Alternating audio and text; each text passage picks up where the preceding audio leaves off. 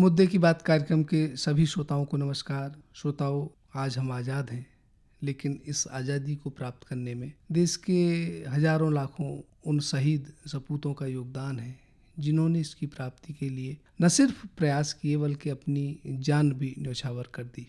उनका एक ही उद्देश्य था कि देश आज़ाद हो, देश की वो अस्मिता हमको प्राप्त हो जिसको देश कहते हैं और जिसको राष्ट्र कहते हैं।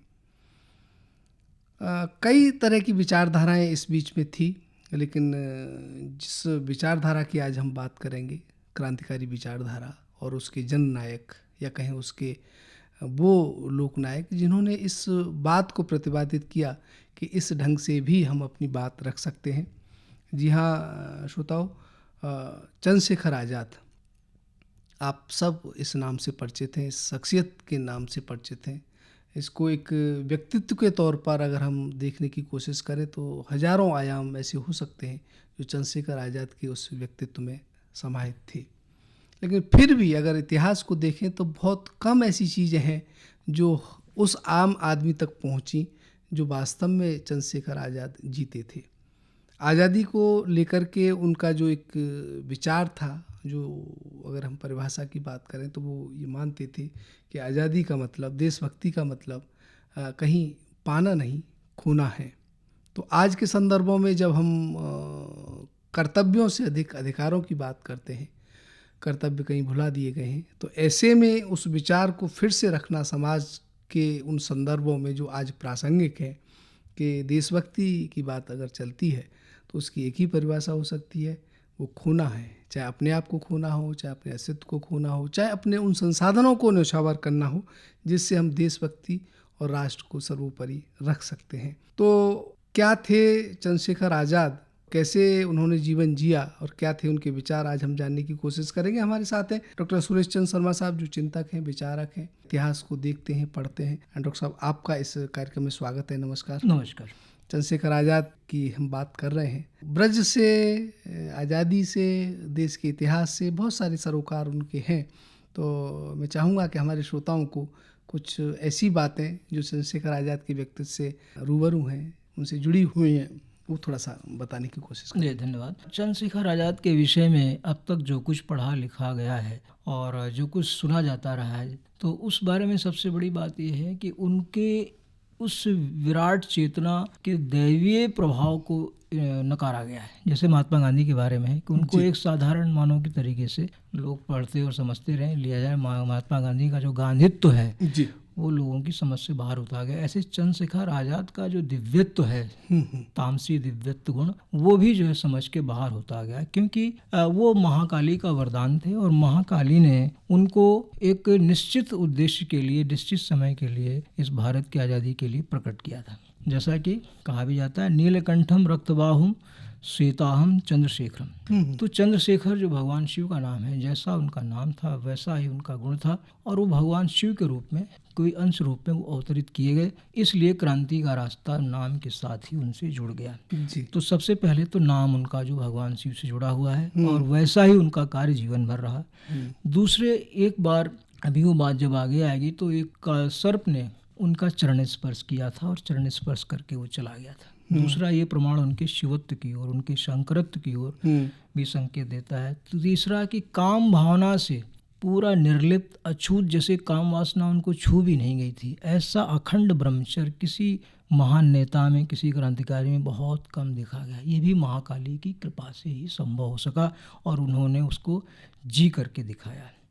और उनके जितने भी कारनामे अब तक हुए, चाहे वो असेंबली में बम फेंकना का हो, चाहे योगेश चंद्र चटर्जी को छुड़ाने का हो जेल से, या सॉन्डर्स मर्डर हो, या बैंक की डकैतियाँ हो, कुछ भी, ये सब उनको दैवीय आदेश सुषुप्त की अवस्था में प्राप्त हुए थे। ये कोई बुद्धि का खेल नहीं था और हर एक्शन में वो कामयाब हुए सीमित संसाधनों के बावजूद। ये सिर्फ महाकाली कृपा थी, इसलिए वो अपने चंद्रशेखर नाम को उन्होंने सत्य सिद्ध किया। जैसा आपने जोड़ने की कोशिश की कि जो चंद्रशेखर है वो शिव से काफ़ी, उनका जो व्यक्तित्व है वो शिव कल्याणक भी है। शिव का जो देवत्व है, शिव का जो मतलब है, एक कल्याणकारी भी है, जो स्वभक्त के साथ साथ जो जन सामान्य के कल्याण की सोचता है, सबके कल्याण की बात सोचता है, या कहें कि जन कल्याण ही उनके जीवन का उद्देश्य है, चाहे वो आज़ादी की प्राप्ति के माध्यम से हो, चाहे अन्य बातों के माध्यम से हो। तो न सिर्फ वो खोने की बात कर रहे हैं, बल्कि वो सबके कल्याण को आगे रखकर ही, शायद मैं समझता हूँ, आज़ादी की प्राप्ति के प्रयास में लगे हुए हैं। क्या ये ठीक हो सकता है? बिल्कुल बिल्कुल सही है, क्योंकि सृष्टि के जो 3 रूप हैं, उद्भव, स्थिति और संहार, तो महाकाली ने उनको सृष्टि नियमन में संहारक की भूमिका के लिए जैसे शंकर को जन्म दिया था, वैसे ही भारत माता ने दमन के नियमन के लिए, जो दमन हो रहा था ब्रिटिश सरकार का, वो असंतुलित हो गया था, उसके नियमन के लिए क्रांतिकारी की भूमिका में चंद्रशेखर आजाद को अवतरित किया।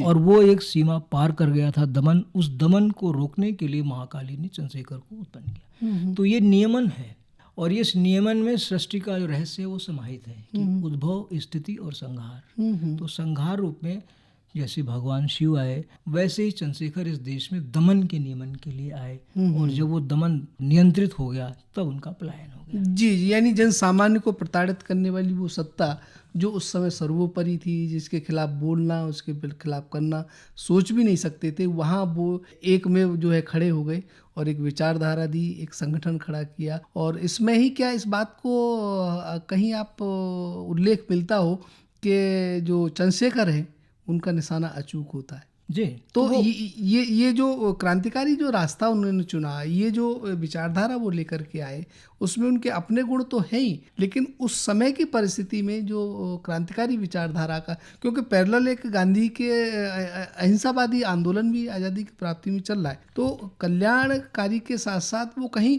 इस बात को भी लेकर के आसान पे थे कि ये जो क्रांतिकारी है, जो ओज का रास्ता है, जो संघर्ष का रास्ता है, ये विरोध का रास्ता है, ये ही कामयाब होगा, और इसको उन्होंने जी करके दिखाया, कर करके दिखाया। और इसके लिए हमें उनके जीवन में थोड़ा उतरना होगा जी।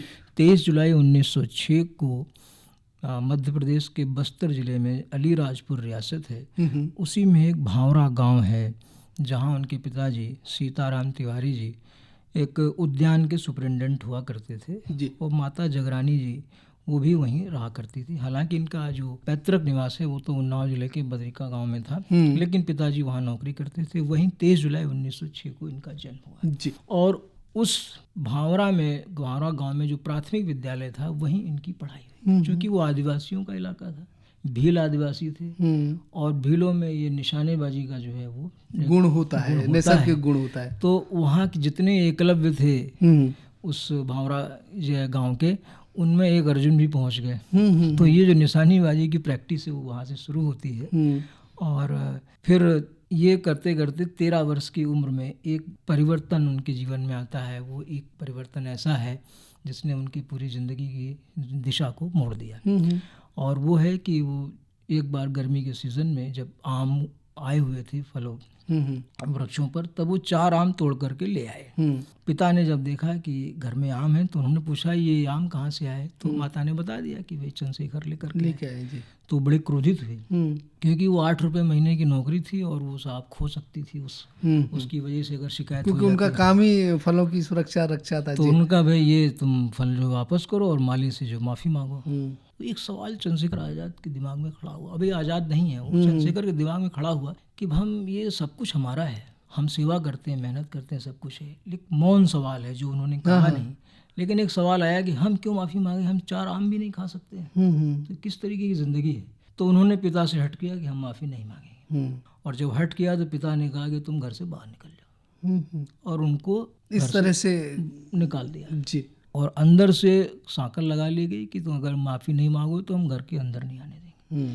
रात 9 बजे की ये घटना है और आज़ाद बाहर घर से खड़े रहे। 12 बजे रात तक उन्होंने इंतज़ार किया। जब देखा कि दरवाज़ा नहीं खुला तो वो फिर अपने एक बगल में अपने जो चचेरे जो भाई थे मनोहर लाल तिवारी, उनके यहाँ चले गए और वो रात वहाँ उन्होंने गुजारी। तो वहाँ भी भाई और भौजाई में झगड़े हो गए कि भाई इनको जो है उनके अपने गांव में घर में ही छोड़ दिया जाए तो अच्छा है। तो वहाँ भी जब उन्होंने सोचा कि भाई हमको पिताजी के पास जाना ही पड़ेगा, माफ़ी मांगनी ही पड़ेगी, तो वो गांव भी उन्होंने छोड़ दिया। जी जी। और वहाँ से बिना बताए हुए जब वो निकले हैं तो दोहद स्टेशन वहाँ से 40 मील दूर था। 40 मील तक आज़ाद बिना कुछ खाए पिए पैदल चलते रहे। सिर्फ 13 वर्ष की उम्र है उनकी।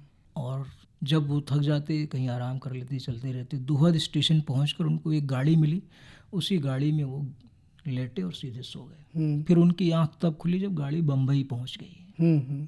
और बम्बई में जब आंख खुली तो पेट की भूख ने, माँ काली ने क्षुधा रूप में उनको परेशान किया। तो वहाँ माल गोदाम में एक छोटी सी कैंटीन थी, उसके मालिक से कहा कि हमें भूख लगी है, हमें कुछ भोजन चाहिए। तो पहले तो उसने इनकार किया, फिर जब इन्होंने आग्रह किया तो वो तैयार हो गया कि ठीक है तुम कुछ कार्य करो और मिल जाएगा। तो वो दाल और चावल की जो प्लेट है वो मिल गई उनको। फिर वो उसी होटल में वो प्लेट धोने का काम करने लगे। ये आज़ाद जी। अब यहाँ थोड़ा सा मैं जानना चाहूँगा इसमें, जो हमारी शुरुआत की बात थी कि 47 में आज़ादी मिली और लगभग अब 70 साल से ज़्यादा की हो गई, तो उस समय का जो युवा जो जिसका प्रतिनिधित्व तो अपने आज़ाद कर रहे हैं, जो क्रांतिकारी है, जो देशभक्त है, जो सबके कल्याण की सोच रहा है, जो सब कुछ खोना चाहता है, उसके लिए, सर्वसामान्य के लिए, देश की उस अखंडता और उसके लिए उसकी जो देशभक्ति कह रही है उसमें कि नहीं हमको पाना नहीं खोना है। तो आज इतने कम समय में हम इतने स्वार्थी कैसे हो सकते हैं, इतने कैसे अपनी वैल्यूज से गिर सकते हैं कि हम अधिकारों की बात करते हैं लेकिन कर्तव्यों को कहीं पीछे छोड़ देते हैं। क्योंकि जब जब हमारे पथ प्रदर्शक नहीं होंगे तब तब हम भटकते रहेंगे। ये पथ प्रदर्शकों का काम था। उस समय एक बहुत बड़ी सत्ता हमारे ऊपर शासन कर रही थी, उसको हटाने के लिए इन पथ प्रदर्शकों की बहुत जरूरत थी, इसलिए लोग उनके पीछे चले। आज वे पथ प्रदर्शक हैं लेकिन वो जो गुमनामी में चले गए, क्योंकि उस पर जो मायावादी लोग हावी हो गए, इसलिए वो उसका जो मूल रूप है वो गायब होता जा रहा है। लेकिन इसका मतलब ये नहीं कि हमें उस रूप में जो सारे लोगों को दौड़ा देना चाहिए। अब आप देखिए ना कि जिस समय बम असेंबली की बात उठ रही है उस समय 2 बिल हैं वहाँ पे। आज भी बड़े बिल पास होते हैं, लेकिन जैसा बिल ट्रेड डिस्प्यूट एक्ट और पब्लिक सेफ्टी बिल का हुआ 8 अप्रैल 1929 को कि पार्लियामेंट में बम फेंक दिया गया, और वो कोई वायलेंट बॉम्बिंग नहीं थी। हालांकि बॉम्ब का निर्णय था आज़ाद का, वो वायलेंट था। उनका था कि किरार को गोली मारना है, हम सब गाड़ी स्टार्ट करके बाहर खड़े रहेंगे। और वो सब पब्लिक गैलरी में बैठे थे, आज़ाद थे, और उसमें उनके साथ में और दूसरे लोग भी थे, 4 लोग थे, और उनके साथ में वो बैठे रहे। और भगत सिंह और बटकिशोर दत्त को किनारे बिठाया गया ताकि ऊपर जा करके बम डालें। 5 मिनट के बाद में ये लोग निकल करके आए। केसी राय जो एसोसिएटेड प्रेस के जो चीफ थे उनसे पास हासिल किए गए थे, और जब 5 मिनट बाद वो कार लेकर के इंतजार करते रहे, लेकिन भगत सिंह वहाँ पर बम डालने के बाद गोली नहीं चलाई, और BK दत्त ने पर्चे डाले सिर्फ। और वहाँ पे इनकलाब जिंदाबाद, HSRA और ये सब नेतागिरी सब कुछ हुई, लेकिन जो काम आज़ाद ने साइन किया वो नहीं हुआ। लास्ट में जो ये 4 लोगों का ग्रुप था इसको वापस आना पड़ा। ये ऐसे ही खाली हाथ चले आए, और किरार जो है वो छिप गया था। मोहम्मद अली जिन्ना वहाँ मौजूद थे, मोतीलाल नेहरू मौजूद थे, वो लोग अपनी कुर्सी से नहीं हिले। जिन्ना ने सिर्फ इतना कहा कि भाई ये सिस्टम जो है ठीक नहीं है ब्रिटिश हुकूमत का। किरार जो है वो छिप गया था, उसको गोली नहीं चलाई तो फिर उसके छिपने का कोई मतलब नहीं, लेकिन ये था कि भाई किरार को मारा जा सकता, क्योंकि होम मेंबर वही था उस समय। तो ये देखिए कि इस तरीके का विरोध कि हम तुम्हें ये बिल पास नहीं करने देंगे। और वहाँ तक ये आज़ाद का दिमाग था जिसने वो भी करके दिखाया। जो ब्रिटिश हुकूमत, उसका सारा CID तंत्र सब फेल हो गया। तो ये उनकी इमेजिन और ये दैवीय उनकी चिंतन शक्ति थी। ये आज़ाद का रूप जो है हमारे सामने आता है। और वो सब कुछ सारे दिन असेंबली बम कांड, उसमें भगवती चरण है, सुखदेव और वैशंपायन, ये 4 लोग मौजूद हैं। और ये 4 लोग कार लेकर के बाहर भी रहे, लेकिन इन्होंने गोली नहीं चलाई और भाग करके नहीं आए। ये हुआ था कि लड़ते लड़ते या मर जाएंगे या बच गए तो भाग करके आएंगे, वहाँ हम बाहर इंतजार करेंगे। तो ये जो जज्बा है, जो साहस है, कितनी बड़ी चीज़ है। तो वो कहीं ना कहीं क्या आपको लगता है कि अब इस पीढ़ी में वो खोता जा रहा है? इस पीढ़ी में खो इसलिए रहे क्योंकि हमारा सारा चिंतन जो है वो सिर्फ इस पर है कि हम कैसे जीवें, अपने भौतिक जीवन को कैसे हम चलाएं, सिर्फ इसी पर वो सीमित है। अब इसके पीछे जो एक डिवाइन जो स्पिरिट है वो भावना गायब होती जा रही है, और जब जब अध्यात्म गायब होता जाता है तब तब पतन होता है। तो वो स्थिति आज़ादी के बाद में खासकर इसलिए है क्योंकि हमारे संसाधन जो है वो घटते गए हैं, इसलिए जीविकोपार्जन की एक समस्या ऐसी पैदा हुई है कि वो हमसे लोगों को ऊपर उठने नहीं दे रही है। अर्थ जीवन का एक तरह से लक्ष्य होता जा रहा है, जो साधन था वो कहीं लक्ष्य होता जा रहा है। अर्थ और ये कहें कि जीवन जीने जीने के साधन है, रोटी कपड़ा मकान है, ये सब इनका जो क्राइसिस है वो लोगों को दूसरी दिशा में डाइवर्ट नहीं होने दे रहा है। ये कारण है जिसकी वजह से लोग चाहते तो बहुत कुछ करना है लेकिन कर नहीं पा रहे हैं। फिर भी लोग ऐसे हैं कि जो कार्य कर रहे हैं क्षेत्रों में, अलग अलग क्षेत्रों में, और उसके प्रभाव सब जगह दिखाई दे रहे हैं। तो कहीं ना कहीं मतलब प्रयास अभी भी जारी है इसमें। तो इस तरह से श्रोता बंधु, आप थे डॉक्टर सुरेश चंद्र शर्मा साहब, जो इतिहास को थोड़ा सा समझते हैं, देखते हैं, और उनके जबान से हम जानना चाह रहे थे जो चंद्रशेखर आज़ाद हुए, जिए और देश की खातिर जो बलिदान उन्होंने दिए। तो यूँ जैसा हम शुरू में कहे थे कि उनके व्यक्तित्व के, उनके जीवन के आयाम तो कितने ही हो सकते हैं, लेकिन हकीकत यह है कि आज़ादी का जो जज्बा, आज़ादी का जो संकल्प उन्होंने धारण किया था, उसको प्राप्त करने के प्रयास में अनवरत लगे रहे और उसी को जीते हुए वो चले गए। कुछ और कहना चाह रहे? हाँ, उसमें थोड़ी सी अंत्येष्टि का जो चैप्टर है जी, अध्याय, वो बहुत कीमती है। जब उनको एक लावारिस के तौर पे जलाया जाने लगा तो भारत रत्न मदन मोहन मालवीय ने इस पर बहुत चिंता व्यक्त की। उन्होंने पद्मकांत मालवीय को डिप्यूट किया कि आज़ाद की अस्थि का जो उसकी अंत्येष्टि सही ढंग से होनी चाहिए। तो वो कमला नेहरू को लेकर के वहाँ पहुंचे और जलती हुई चिता को उन्होंने बुझाया। उसके बाद फिर उसको जो है अंत्येष्टि जैसी व्यवस्था होती है, अंत्येष्टि की उस विधि विधान के साथ में उसको प्रज्वलित किया और फिर वो अस्थि लेकर के उनका अस्थि कलश बनाया गया। संध्या को जुलूस निकला और उस जुलूस में जो है सचिन सान्याल की पत्नी ने जो भाषण दिया उसमें उन्होंने कहा था कि खुदीराम बोस की भस्मी को लोगों ने ताबीज में रखकर अपने बच्चों को पहनाया था कि उनके बच्चे खुदीराम बोस की तरह बहादुर देशभक्त बनेंगे। मैं उसी भाव से भाई आज़ाद की राख की एक चुटकी लेने आई हूँ। ये शब्द थे। इन्हीं शब्दों के साथ में उस महान आत्मा को हम सब नमन करते हैं और प्रेरणा लेते हैं कि हमें भी प्रभु उस तरीके का मार्ग प्रदान करें जिससे हम इस देश के लिए, इस विश्व के लिए कुछ कर गुजरें। जी जी, तो आपका पुनः एक बार धन्यवाद। जो विचार और जो संस्मरण आपने आज़ाद के संबंध में हमारे श्रोताओं के साथ बांटे, एक बार पुनः आपका धन्यवाद।